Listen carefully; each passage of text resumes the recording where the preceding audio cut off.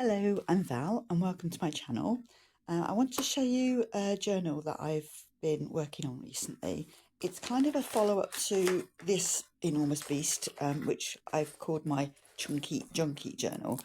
So after I finished this one, I wanted to make something along similar lines, and this is what I came up with. So I constructed my basic journal, and I started this September. It's gone quite slowly. I think part of that is that I've been doing a lot of stitching lately. I go in phases with things, and I'm just in a phase at the moment where I'm doing a lot of sort of textile based stuff. But I do want to crack on with this. I think one of the reasons as well why I haven't done much with this, I wonder if it's to do with the cover, because I haven't done anything with the cover yet. It's made out of, it's like a bag that came from Amazon, packaging bag, and it's oversized. I've not cut it down and I've not decorated it at all. And I was thinking that I'd like to do something along these lines, which is a previous journal where this was made from one of those envelopes, padded envelopes that have got the bubble wrap inside them.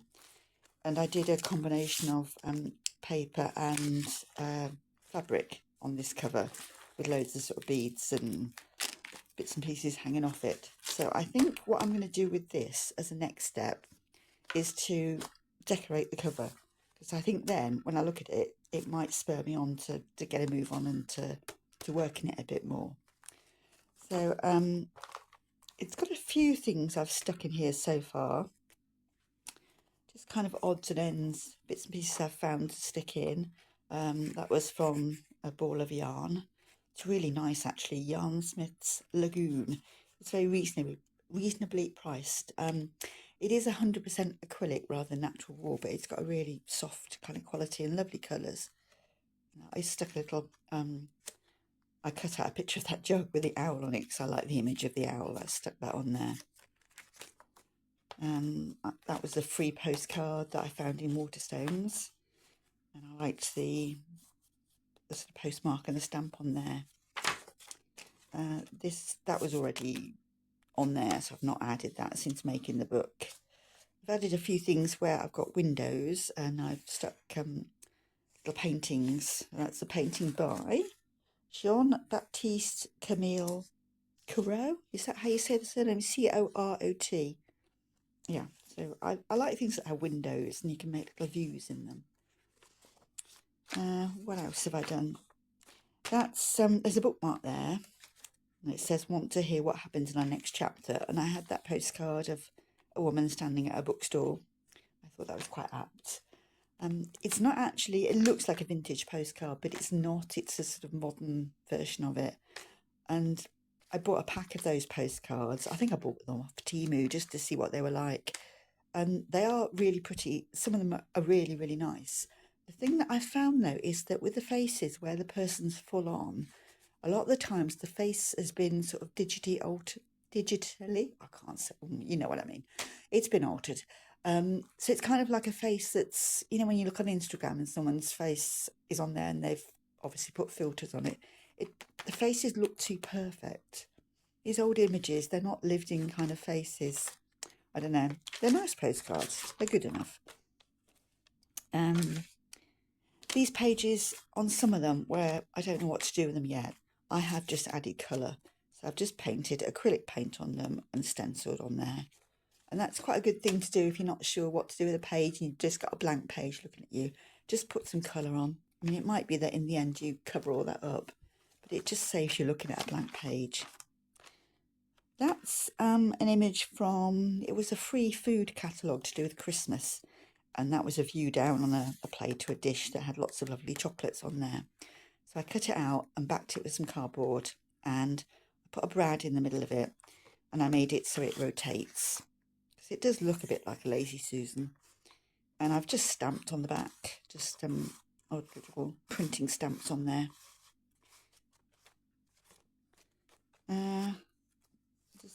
That was from a leaflet. I found a leaflet about swifts and how you can look after swifts and put up swift boxes and things like that.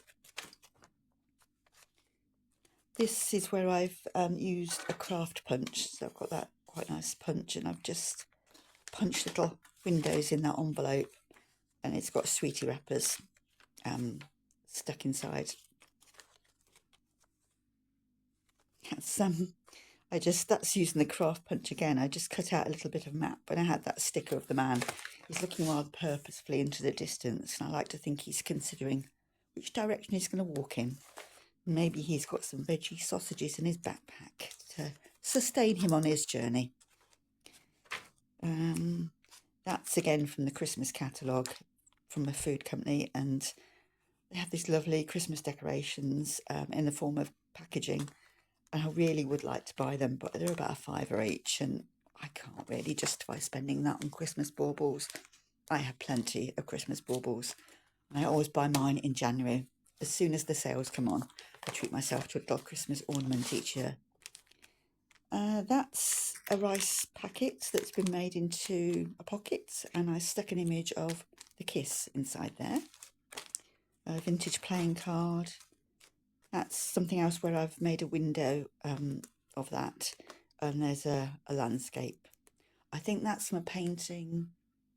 Is it Constable? It might be. I think it's quite a famous one. I think it's called Mr. and Mrs. Andrews. It's a couple sat on a bench under a tree, and there's the landscape in the background, so I cut that bit out. Various more little odds and ends I've stuck on there. Another yarn label with part of a mince pie stuck under it. That sellotape packaging. I didn't find that as good actually as the regular sellotape. I bought it because it is plant-based and zero plastic. It's kind of got a slightly different level of stickiness to the regular stuff. What have we got? So that's from a magazine. It was an illustration for an article about judges' clothing and barristers' clothing and wigs and so on, talking about the origin of those. And that I think I've ripped that page out of an Emma Bridgewater catalogue. I found it. I was leafing through a gardening book, and I must have used that as a bookmark, so I stuck that in. I just made this on a whim. I had some gel prints, and they look like kind of underwater. And so I made, for no apparent reason, I made a little cat that's got a mermaid's tail. A catfish, you could say. Yeah, and I cut out some wave shapes. It was just something I fancied making. No practical purpose, but sometimes you just have to do the thing that appeals to you. More bits and pieces stuck in. Train tickets. That is packaging tape. I like using that. I bought a roll of that from Amazon, and it's really good because it's the sort that it's not sticky until you dampen it. So it's really good. You can gel print on there, you can stencil, you can use printing stamps and ink pads. And I've also, you probably can't see it on here, but I've also fed it through the crimper. So can I do that on there? Oh, is that gonna, oh yeah, there we go. Yeah, so you can feed it through the crimper. So when you've decorated it, you can then make it into crimping tape.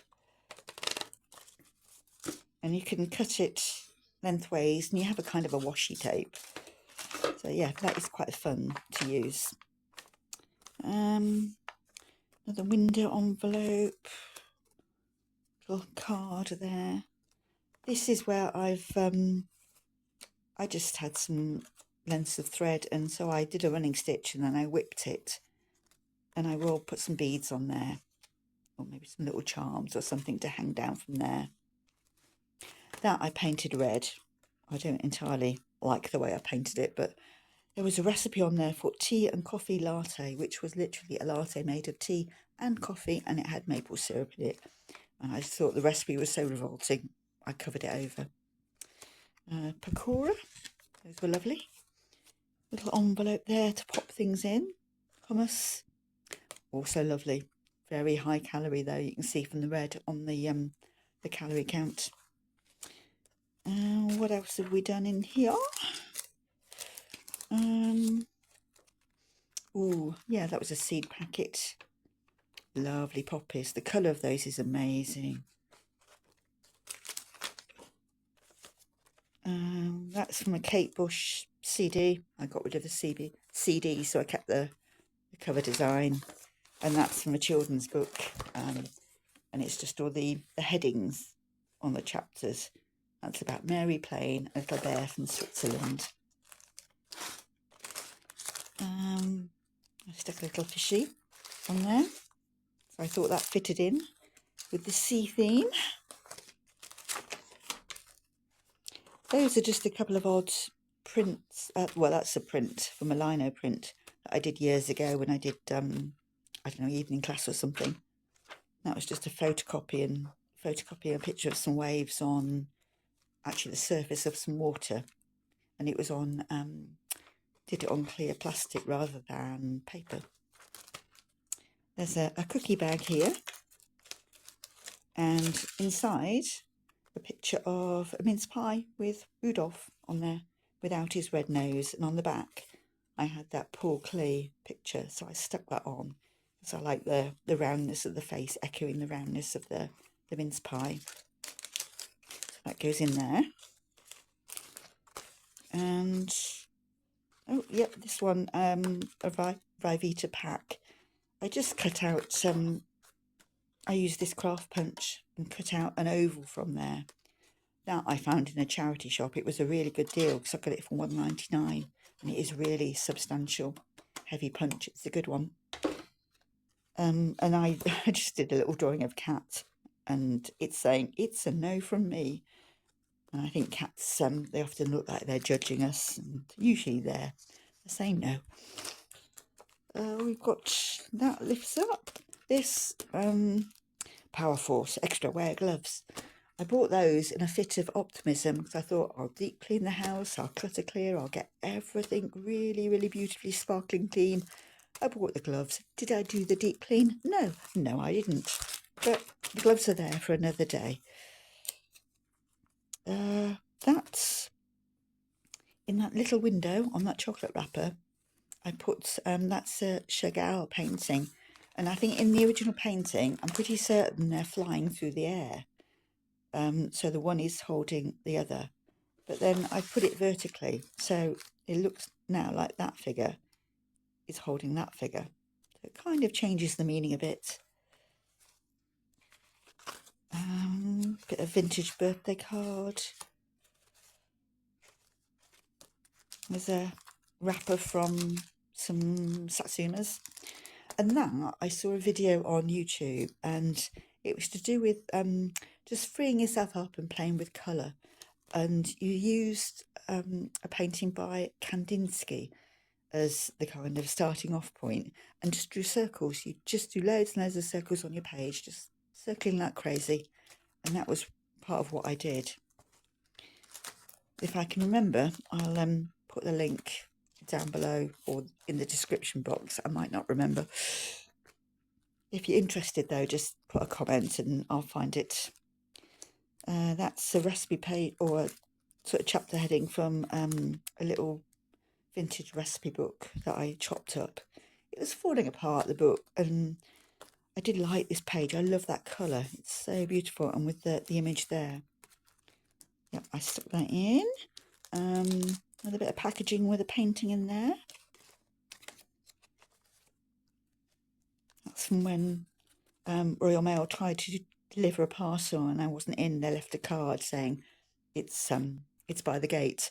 I looked by the front gate, couldn't see it anywhere, and then furiously phoned up Royal Mail to say, where's my parcel? It's not been delivered. It was by the side gate. So yeah, stupid me. There's a little ruffle I've added there.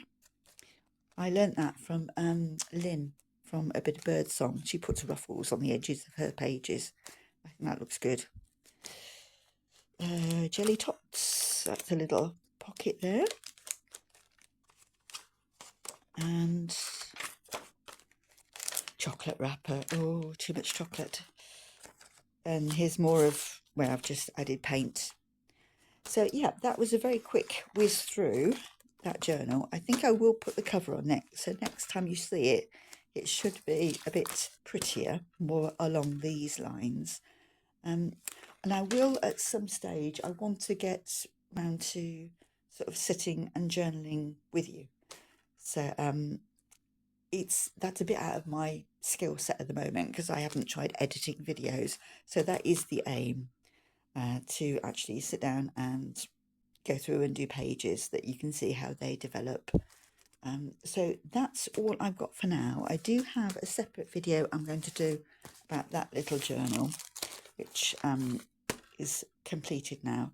So I will do that another time. And thank you for watching. I hope that was moderately interesting. And if it was, then you're very welcome to leave me a comment or a thumbs up. So thank you. And a final thing, just thank you to everyone who's subscribed. It might seem like small to some, because some accounts have got sort of thousands and thousands and thousands of followers, but I have over 100 subscribers now, and for me, from a standing start, that is pretty amazing. So thank you to everyone who has subscribed. So that's all for now, and I'll do another video for this particular journal. So thanks for your time and goodbye.